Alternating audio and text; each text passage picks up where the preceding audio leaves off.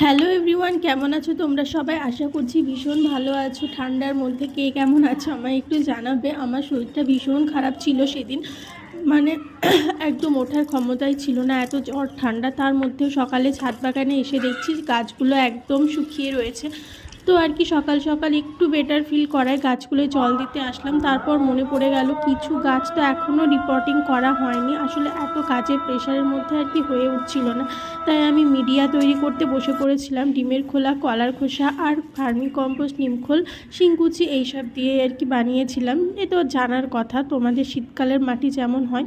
এইখানে নয়নতারা, চন্দ্রমল্লিকা আর একটা গোলাপ গাছ, অনেক কিছু গাছ ছিল, সেগুলো বসাবো বলে স্যালভিয়া ছিল দুটো। তারপরে টবগুলোতে আর কি তলায় কাঁকড় দিয়ে ওপরে মাটিগুলো পূর্ণ পূর্ণ করে রেখেছিলাম। প্রতিস্থাপনা সেদিন করতে পারিনি, এত অসুস্থ ছিলাম। তো আজকের মতো এইটুকুই, আজকের মতো টাটা।